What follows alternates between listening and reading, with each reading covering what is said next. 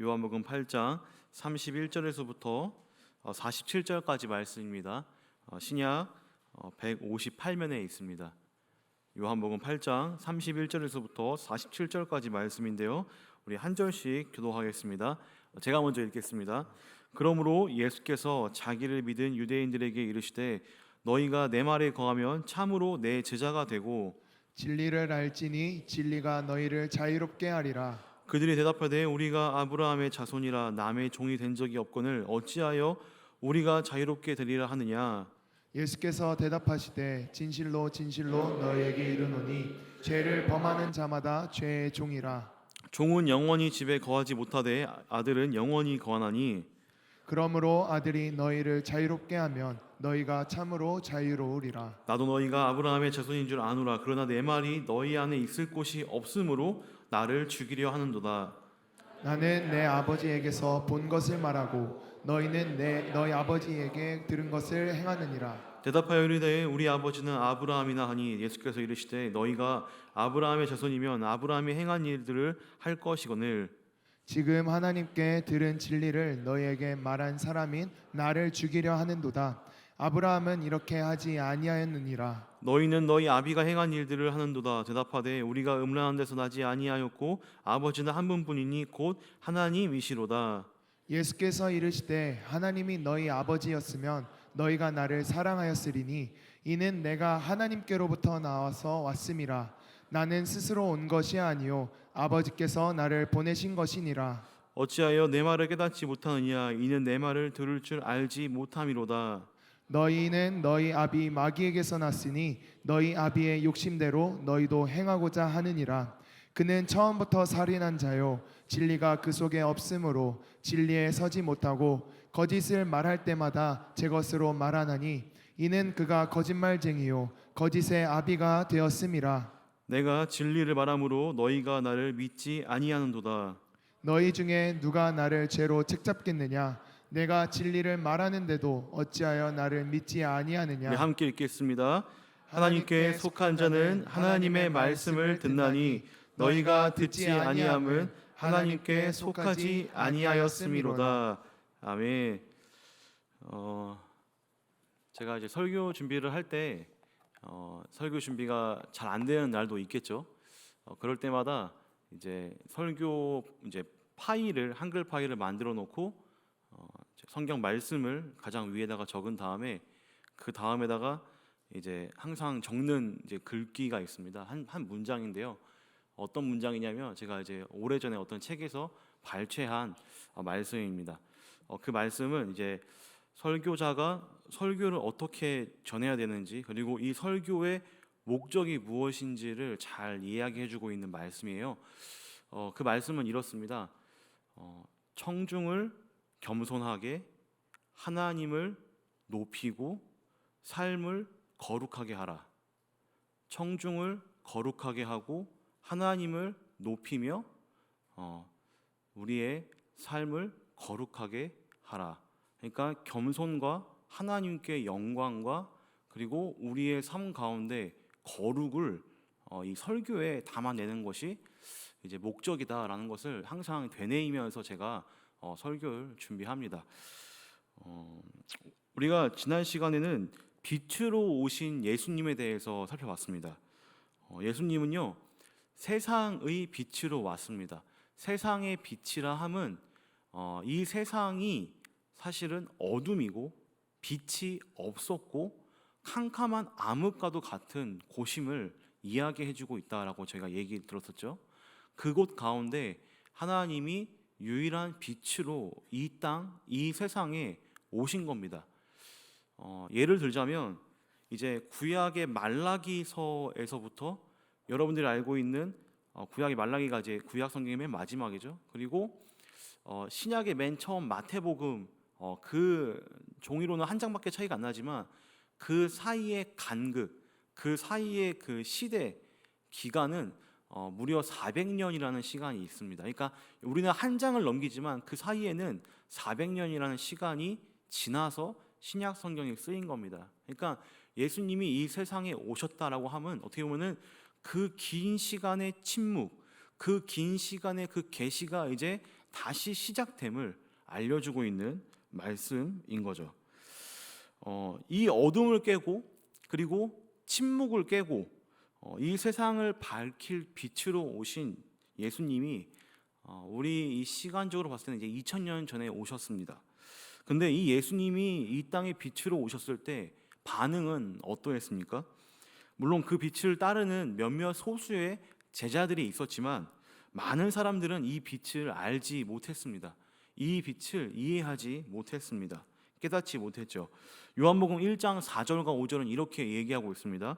그 안에 생명이 있었으니 이 생명은 사람들의 빛이라. 빛이 어둠에 비치되 어둠이 깨닫지 못하더라. 빛이 어둠에, 빛이 세상에 비치되 어둠이 그것을 알지 못했고 세상이 그것을 알지 못했다라는 것입니다. 깨닫고 알지 못하는 것뿐만 아니라 우리가 계속 봐왔던 유대인들, 바리새인들, 대제사장들, 이러한 사람들은요 예수님을 받아들이지 않았습니다. 배척하고 죽이려 했으며 그의 일거수일투족을 계속 꼬치꼬치 따지고 다닙니다. 왜 그렇습니까? 그에게서 어떤 죄, 어떤 잘못된 것, 어떤 그런 건덕지를 잡기 위해서 계속 그 예수님의 삶을 집요하게 따라다니고 예의주시했습니다. 요한복음 1장 10절과 11절은 그들의 모습을 이렇게 설명합니다. 우리 함께 읽어볼까요? 10절과 11절입니다. 시작.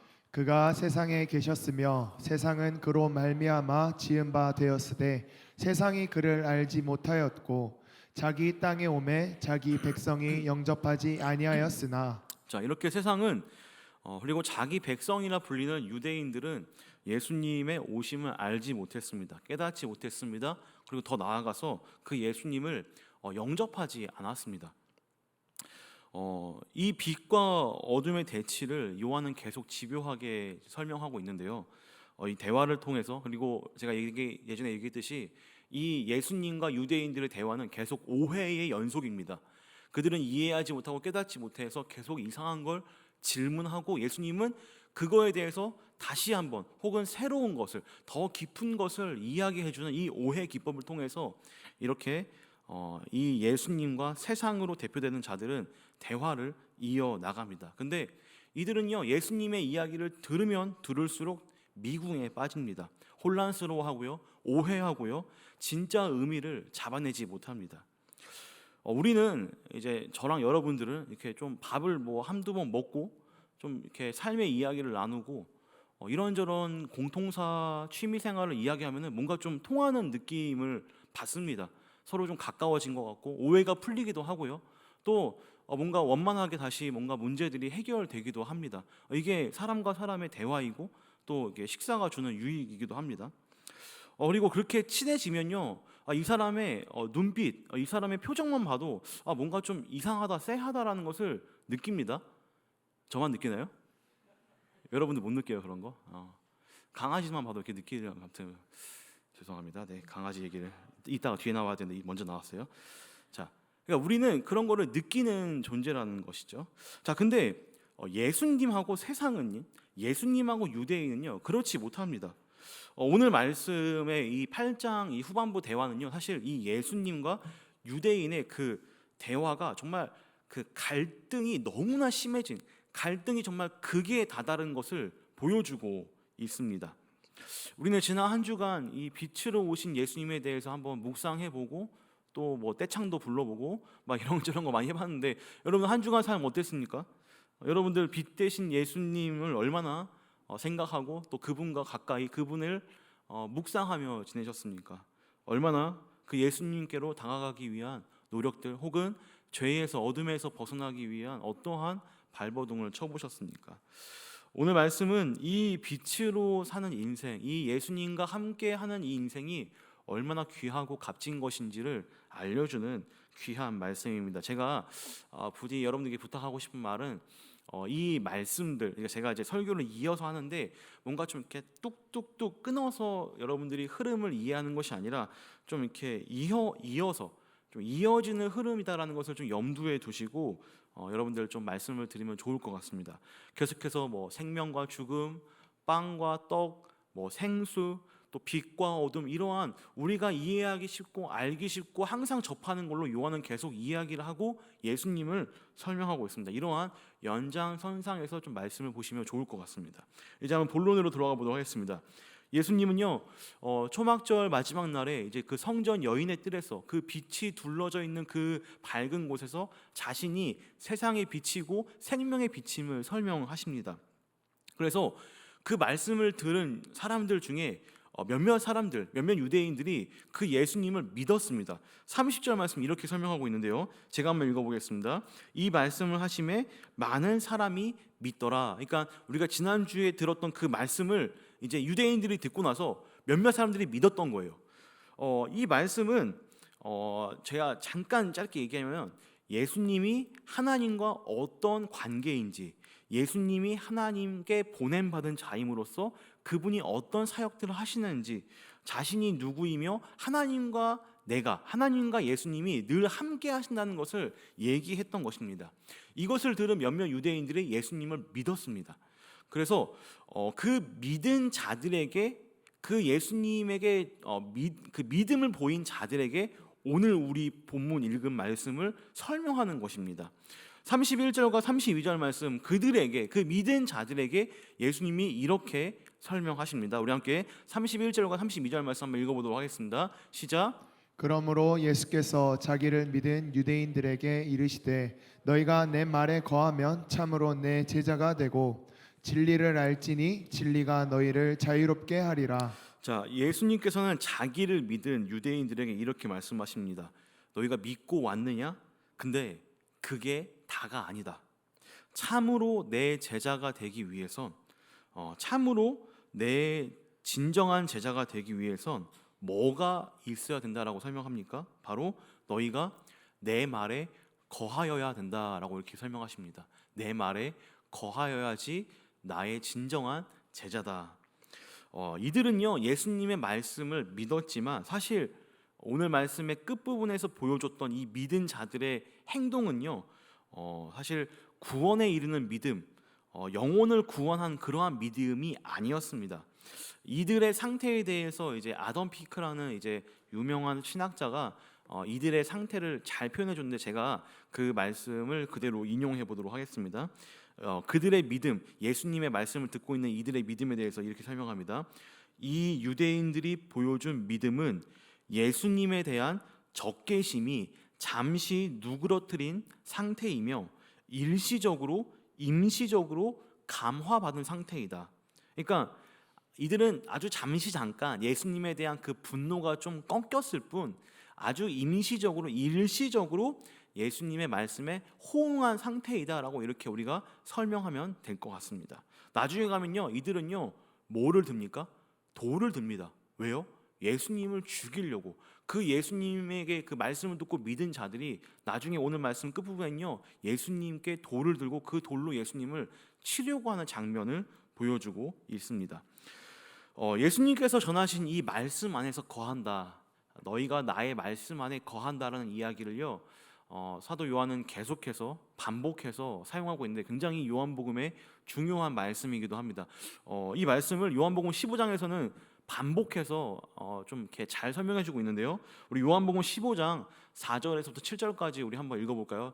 이 말씀 안에 거한다라는 게 어떤 건지 우리 함께 한번 살펴보겠습니다. 우리 함께 읽겠습니다. 시작. 내 안에 거하라. 나도 너희 안에 거하리라. 가지가 포도나무에 붙어 있지 아니하면 스스로 열매를 맺을 수 없음 같이 너희도 내 안에 있지 아니하면 그러하리라. 나는 포도나무요 너희는 가지라. 그가 내 안에 내가 그 안에 거하면 사람이 열매를 많이 맺나니 나를 떠나서는 너희가 아무것도 할 수 없음이라. 사람이 내 안에 거하지 아니하면 가지처럼 밖에 버려져 마르나니 사람들이 그것을 모아다가 불에 던져 사르니라. 너희가 내 안에 거하고 내 말이 너희 안에 거하면 무엇이든지 원하는 대로 구하라. 그리하면 이루리라. 아멘. 그러니까 너희가 내 말에 거한다, 우리가 예수님 안에 거한다라는 말은요, 우리와 예수님과의 관계가 형성되어져 있다라는 것입니다.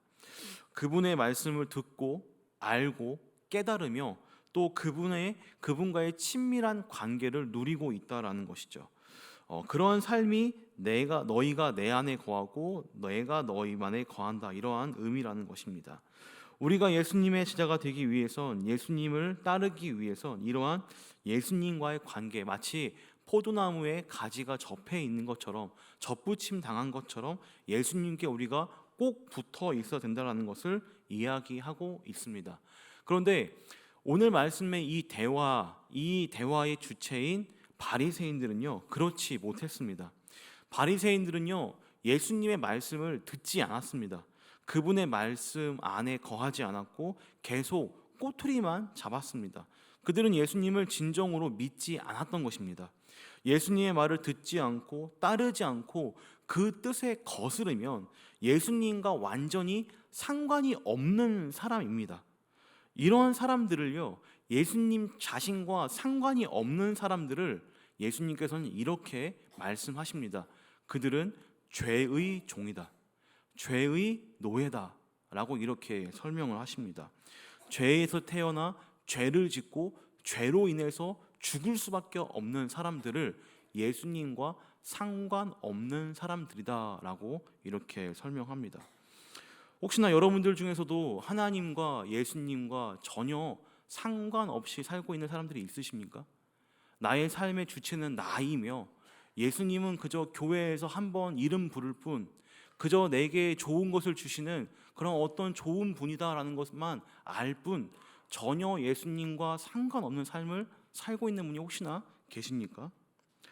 전혀 관계가 없습니다. 예수님과 전혀 관계가 없습니다. 제 아무리 율법을 지키고 제사를 드리고 심지어 깨끗한 의복, 저처럼 이런 정장 혹은 대제사장들이 입는 그런 아주 깨끗한 성결한 옷을 입는다 할지라도 예수님은 이러한 자들을 보면서 나와 전혀 상관없는 자이다 라고 이렇게 얘기하십니다.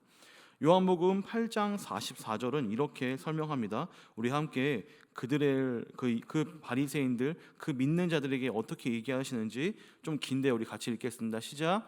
너희는 너희 아비 마귀에게서 났으니 너희 아비의 욕심대로 너희도 행하고자 하느니라. 그는 처음부터 살인한 자요, 진리가 그 속에 없으므로 진리에 서지 못하고 거짓을 말할 때마다 제 것으로 말하나니 이는 그가 거짓말쟁이요 거짓의 아비가 되었음이라. 예수님은 그들의 속마음을 꿰뚫어 보시는 분이십니다. 이들은 눈에 가시인 예수님을 죽이려고 했습니다. 결국 죽이는 자리까지 몰아갔죠.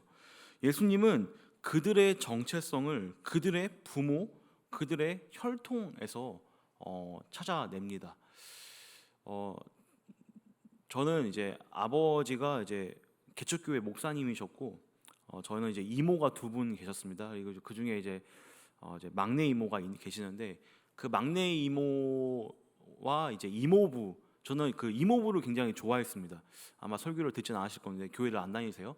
그 이모부는요, 우리가 흔히 알고 있는 아주 평범한 가장 평범한 아버지였어요. 그러니까 저희 아버지는 365일 집에서 설교 준비만 하고 계시고 맨날 엎드려서 기도하고 계시는데, 이모네 집에 가면 이모부는 하루 종일 안 계세요. 밤 늦게 오셔가지고 밤 늦게 뭘 들고 오시냐? 치킨을 들고 와요. 그리고 그것을 이제 조카들이 먹는 모습을 보면서 굉장히 흐뭇해하시고, 또 주말에는 항상 이렇게 바둑을 두시고 TV를 보시면서 또 저에게 용돈을 풍성하게 주시는 그런 이모부가 계셨어요. 저는 한때 저희 아버지보다 저희 이모부가 더 좋았던 적이 있습니다. 그래서 아버지 말보다 이모부 말을 들은 적도 종종 있습니다. 그런데요, 결정적인 순간에는 누가 빛을 발합니까? 아버지가 빛을 발하죠. 제가 아버지를 별로 이렇게 지금은 관계가 많이 좋아졌습니다. 별로 저도 이제 20대 때는 아버지랑 별로 관계가 좋지 않았는데, 하루는 제가 이제 입는 속옷, 이제 반팔 티셔츠, 러닝을 딱 입는데 갑자기 확 아빠 생각이 나는 거예요. 왜 아빠 생각이 났을까요? 그 냄새가 아버지 냄새랑 똑같은 거예요. 러닝에서 나는 냄새가 우리 아빠 냄새랑 똑같으면서, 나는 어쩔 수 없이 우리 아버지 아들이구나. 그리고 여러분들 이제 저랑 좀 친하게 지내시는 분들은 그걸 알 거예요. 저의 그 무계획성, 저의 그 자유분방함, 오늘 말씀과의 자유함은 좀 다른 건데 그 자유함과 무계획성이 저희 아버지를 그대로 닮아져 있습니다. 저희 아버지는 저기 전라도 저 끄트머리 어디선가 사시는데 서울 올라오시기 하루 전에 연락을 하세요. 그리고 심지어 서울에서 뭐 하시는지도 모르겠어요. 계획 없이 올라왔다가 계획 없이 우리 집에 오시고 또 계획 없이 어디론가 가십니다. 이러한 모습이 저희 아버지와 비슷한데, 이 예수님은요, 이 바리새인들, 이 믿는 자들, 유대인들의 모습을, 그들의 행색, 그들의 이 혈통, 그들이 어디서 왔는지에서부터 예수님을 찾아가십니다. 그들은, 유대인들은요, 사실 혈통으로 봤을 때 하나님께 선택받은 아브라함의 자손이었습니다. 그러니까 이들은 어떻게 보면 하늘나라가 보증된 민족들이었습니다. 그런데 예수님은요, 그들에게 이렇게 얘기하십니다. 너희들의 피와 살, 혈통만, 생김새만 아브라함의 자손이지 사실 너희는 영적으로는 전혀 아니다. 전혀 하나님의 자녀가 아니다. 전혀 나의 민족이, 나의 자녀들이 아니다라는 것을 이야기합니다. 너희의 영적인 부모는, 너희의 그 영적인 선조는 살인자이며 진리에 서지 못하고 거짓말장애인 마귀의 자녀이다라는 이러한 이야기를 하고 있는 것입니다.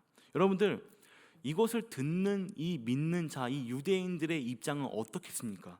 얼마나 기가 차겠습니까? 그들의 반응이 저는 조금 이해는 됩니다. 그들은 예수님께 이러한 반응을 보입니다. 너가 지금 미쳤구나. 너가 지금 귀신 들렸구나. 너 어디 지금 족보도 없는 게 어디 사마리아인 같이 보이는 너가 지금 우리에게 이런 얘기를 하고 있냐? 라면서 이렇게 반색을 합니다. 화를 냅니다. 그래서 그들은요, 예수님을 죽이려 들죠. 돌을 집어듭니다. 그것도 어디에서요? 성전에서. 그들의 선조들이 수없이 많은 선지자들, 옳은 말을 했던 선지자들을 죽였던 그곳에서 동일하게 똑같이 지금 예수님을 죽이려 들고 있는 것입니다. 예수님은요, 그러한 유대인들의 그 거짓된 가면을 벗겨버리십니다. 살인과 거짓과 비진리의 자녀들인 그들의 실상을 낱낱이 보여주고 있는 장면입니다. 그들은 죄의 종이었습니다. 그들은 사망의 종이었습니다. 자기들은 한 번도 종이 된 적이 없다라고 그들은 이야기합니다.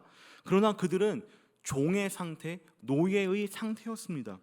무슨 근거로 이들은 우리가 한 번도 종이 된 적이 없다라고 말했는지 몰라도 사실 그들의 역사, 이 유대인들의 역사는요, 조금만 거슬러 올라가도 그들은 애굽에서 노예였고 바벨론의 포로였으며, 그리고 심지어 지금 이 말을 하고 있는 당시에도 로마 제국의 식민지, 반노예 상태였습니다.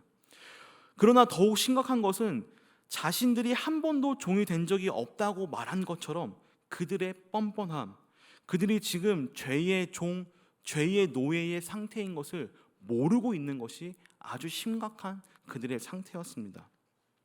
이 바리새인들, 이 믿는 자들이라고 불리우는 이 사람들의 상태에 대해서 정리하자면 이렇습니다. 이들은 마귀의 자녀이며 죄의 종이었습니다. 죄에서 태어나 죄만 짓다가 죄로 인해 죽을 수밖에 없는 그러한 사람들이었습니다. 사실 여러분들, 우리도 그러한 존재일 뻔했습니다. 여기 계신 분들이라고 해서 아니라고 얘기할 수는 없습니다. 우리도 죄로 태어나 죄만 짓다가 죄로 인해 죽는 삶을 살 뻔했습니다. 평생 헛된 것만 쫓다가, 평생 비진리가 진리인 것처럼 그렇게 떠들어대다가 남들 죽이는 것에 아무 거리낌 없이 그렇게 살아갔던 모습이 우리들의 삶일 수 있습니다. 자, 그런데 그러한 우리들에게 누가 오셨습니까? 그러한 우리들에게 누가 찾아오셨습니까? 바로 세상의 빛이신 예수 그리스도가, 그 진리이신, 빛이신, 변함없으신 그분이 우리들의 삶으로 찾아오신 것입니다. 깜깜하고 아무 소망도 아무 희망도 없는 우리들에게 찾아와 주셔서 삶이 무엇인지, 너희가 죽은 다음에 어디로 가야 되는지, 너희들의 삶이 앞으로 어떻게 구성되어지고 무엇을 위해 살아야 되는지를 알려주시는 분이 여러분들의 인생에 찾아왔다는 것입니다. 그 빛, 그 참된 빛, 그 세상의 빛이 여러분들 그 죽음으로 치닫는 인생 가운데 생명을 주는 빛이 되었습니다. 여러분들은요, 여러분들의 삶엔요, 생명력이 있어야 돼요. 여러분들 그냥 살다가 그냥 가는 것이 아닙니다. 여러분들 삶에서 뭔가 역동적인 하나님의 그 사랑과 그 생명이 여러분들의 삶 가운데서 나타나야 됩니다. 그런 것이 없다면 한번 확인해 보시기 바랍니다. 물론 뭐 저라고 해서 늘 그렇게 생명력 있게 살 수는 없습니다만, 늘 우리는 그것을 따르고 추구하고 그 상태를 낱낱이 면밀하게 살펴봐야 됩니다. 여러분들, 이렇게 빛으로 오신 예수님은요, 우리들에게 이렇게 말하십니다. 너희가 나의 제자로 따라와라. 참된 제자가 되라. 이 빛을 쫓아오라라고 이렇게 말씀하십니다. 그리고 그 빛으로 나아올 때, 너희가 나와 함께 할 때에, 너희 안에 내 말이 거할 때에, 그때에서야 진정으로 너희가 내 제자가 된다. 참된 제자가 된다라고 이렇게 말씀하십니다. 여러분들, 이왕에 천국 갈 거면, 이왕에 하나님하고 같이 평생 살 거면 이 땅에서 뭐 좀 해놓고 가야 되지 않겠습니까? 천국에 가서 하나님께 그냥 감사 인사 한번 올리고 저 천국 끄트머리에서 그냥 그렇게 지낼 수는 없지 않습니까? 라고 여기 써 있어요. 제가 그렇게 썼습니다. 아무것도 안 하고 아무 노력도 안 하고 주님을 위해 아무 일도 안 하다가 천국 가서 하나님 땡큐 불러주신 것만으로 감사합니다 라고, 그리고 저 멀리 가서 살 것입니까? 너무 좀 인간적인 생각인가요? 여러분들, 예수님은요, 예수님의 제자가 되면, 예수님을 따라가면, 그 빛을 쫓아가면요, 우리에게 놀라운 것을 주신다라고 약속하십니다. 그것이 무슨 약속이십니까? 한번 우리 함께 31절과 32절 말씀 한번 보도록 하겠습니다. 31절과 32절입니다. 함께 읽겠습니다. 시작. 그러므로 예수께서 자기를 믿은 유대인들에게 이르시되 너희가 내 말에 거하면 참으로 내 제자가 되고 진리를 알지니 진리가 너희를 자유롭게 하리라. 내 말에 거하면 진리를 알고 진리가 너희를 자유롭게 하리라. 저는 오늘 이 자유가 너무나 많은 개념, 너무나 큰 개념이지만 저는 이 자유에 대해서 딱 두 가지만 살펴보고 말씀을 마무리하려고 합니다. 첫 번째로는요, 이 자유는요, 죄에서 우리를 구원하신 죄에서의 자유입니다. 사망에서의 자유입니다. 죽음에서 자유를 준 것입니다. 34절 이렇게 말씀하십니다. 예수께서 대답하시되 진실로 진실로 너희에게 이르노니 죄를 범하는 자마다 죄의 종이라. 그러니까 죄에서 자유를 얻었다는 것은요, 더 이상 죄가 우리를 어떻게 할 수 없다라는 것입니다. 죄의 결과로 우리는 죽어야 하는데, 우리는 영원한 죽음을 맞이해야 하는데, 이 영원한 죽음이 영원한 생명으로 바뀐 것입니다. 우리는 영원을 살고 영생을 얻은 자들로, 즉 자유를 얻은 자들로 바뀌었다라는 것입니다. 로마서 6장 23절 이렇게 얘기합니다. 죄의 삭은 사망이요 하나님의 은사는 그리스도 예수 우리 주 안에 있는 영생이니라. 영원한 생명이니라. 이것이 어떻게 가능하게 되었습니까? 요한복음 8장 35절과 36절은 이렇게 설명합니다. 종은 영원히 집에 거하지 못하되 아들은 영원히 거하나니 그러므로 아들이 너희를 자유롭게 하면 너희가 참으로 자유로우리라. 아들이, 그러니까 하나님의 아들 예수 그리스도가 여러분들을 자유롭게 했습니다. 여러분들을 아들로 삼고 똑같이 딸로 삼아주신 그러한 은혜를 그 아들 예수 그리스도가 우리에게 주신 것입니다. 우리는요, 참으로 자유를 얻은 자, 진짜 자유를 얻은 자들입니다. 더 이상 우리는 죄의 종이 아닙니다. 죄가 우리를 어떻게 할 수 없습니다. 사망이 우리를 어떻게 할 수 없습니다. 전혀 이런 것과 상관없는 삶을 살아갈 수 있다라는 것입니다. 자, 그런데 여러분들, 우리의 신분이 바뀌었다라고 하고 우리에게 자유가 주어졌다라고 우리가 이렇게 알고 있지만, 사실 우리는요, 그냥 그렇게 아무것도 안 하고 정말 그냥 그대로 그냥 이렇게 살아간다면 우리는 이 죄의 습성, 이 육신 안에 있는 그 죄의 습성 때문에 우리의 방향성은 점점 죄로 빠져듭니다. 아무것도 하고 있지 않다면요.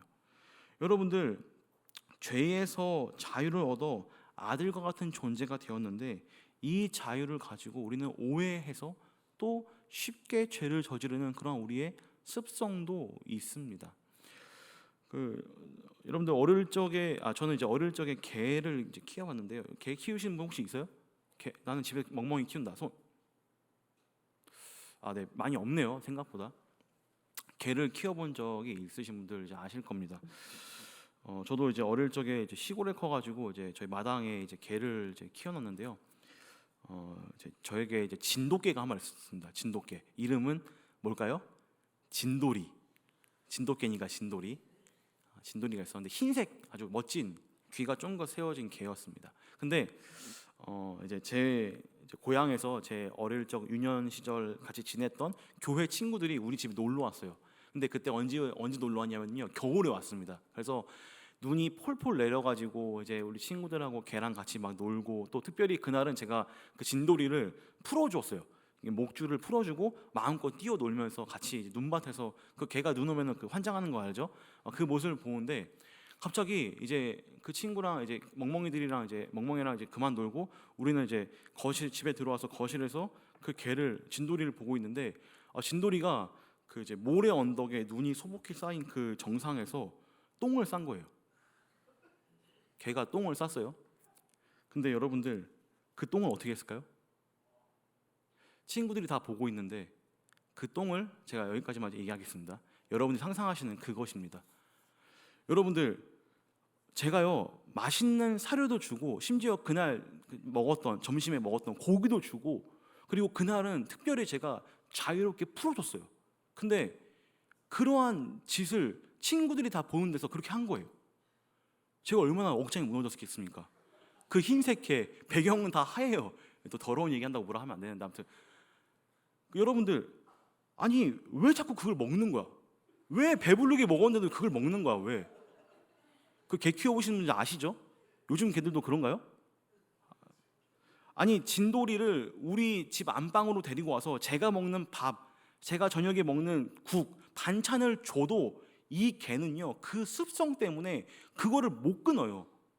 이해가 되세요, 여러분들? 아무리 그 강아지를 집 안으로 데리고 와서 곱게 아들처럼 내가 키워도 그들은요 그 습성이 남아있다는 말입니다.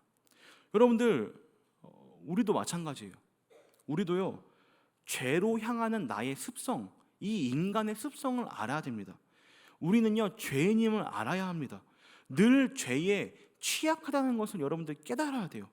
자만하지 말고 죄의 무서움을 알고 우리는 그것을 끊기 위해 안간힘을 써야 됩니다. 회개는요 그 다음 사건이에요. 그 다음 일이에요. 여러분들이 하는 그 회개를요 값싼 회개로 만들지 마시기 바랍니다. 하나님의 아들 예수 그리스도는요 십자가에서 그 피를 흘려 죽이시기까지 우리의 죄를 씻기기 위해, 우리의 죄를 없애기 위해 그곳에 매달리셨습니다. 그 십자가를 너무 값싼 것으로 만드시지 마시기 바랍니다. 그는 우리에게 자유를 주시기 위해 죽으신 분이며 우리에게 아들됨, 자녀됨의 복을 주시기 위해 죽으셨습니다. 목숨과도 맞바꾼 그 자유를, 그 생명을, 하늘나라의 복과 그 기쁨을 너무 쉽게 죄와 맞바꾸지 마시길 바랍니다. 두 번째는요, 우리에게 어떠한 자유를 주셨냐면요, 바로 율법에서 자유를 주셨습니다. 우리에게 율법에서 자유를 주셨습니다. 그리고 새로운 하나님의 법, 새로운 예수님의 말씀을 우리에게 주셨습니다. 그가 진리이며 그가 기준이 되는 것입니다. 우리가 율법으로 어떤 법을 지킴으로써 의로워지는 것이 아니라, 그것을 지킴으로써 우리가 구원을 얻는 것이 아니라, 우리에게 이 구원을 얻는 방법, 의를 얻는 방법이 새롭게 정의되어졌습니다. 바로 예수님께서 의이시며 진리가 되신 것입니다. 그분이 좋다라고 하면요 좋은 것이에요. 그분이 너는 됐다라고 하면 된 것입니다. 그분이 너는 아니다라고 하면 아닌 거예요. 언제 예수님께서 그러실까요?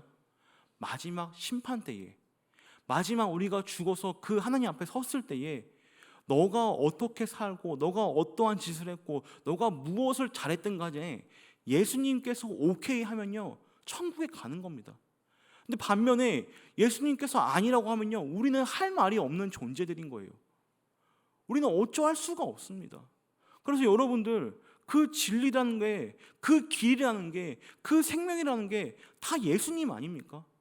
예수님께서 너가 의롭다 하면요 의로워지는 거예요. 그게 칭의라는 겁니다. 여러분들이 뭘 잘했건 뭘 못했던 그게 중요한 게 아니라 예수님의 의도, 예수님의 의지, 예수님의 의중이 중요한 것입니다. 그런데 예수님은요 한 가지밖에 얘기 안 해요. 너가 나랑 어떠한 관계에 있었냐? 너가 이 세상에 살 때 나랑 어떠한 관계 속에서 살았냐? 내 말을 좀 듣고 살았냐? 너에게 있어서 나는 어떤 존재냐? 이것밖에는 사실 물어보지 않을 것 같아요. 여러분들 예수님은 여러분들에게 어떠한 존재입니까? 예수님은 여러분들에게 무엇입니까? 세상에 많은 것들 너무나도 이 세상은 진짜 막 쓰레기 같은 뉴스들이 너무나 많아요. 아니 도대체 그 미니진이 그 거기서 앞에서 욕하는 게 뭐가 그렇게 중요한 거예요? 나만 그런 거 봤어요? 생중계로? 아니 우리 뉴진스가 지금 지금 심각하게 되었는데 지금 이게 지금 뭐가 중요하냐고요. 여러분들 예수님이 정말 여러분들 삶 가운데서 그 중심이 되길 바랍니다. 다른 어떤 것이 아니라, 다른 어떤 것에 치우치는 것이 아니라 예수님과 함께 그 안에 거하며 그 말씀이 여러분들 삶 가운데 풍성해지길 주님의 이름으로 축원드립니다. 그럴 때에 우리에게 무엇이 오냐? 참된 자유가 옵니다.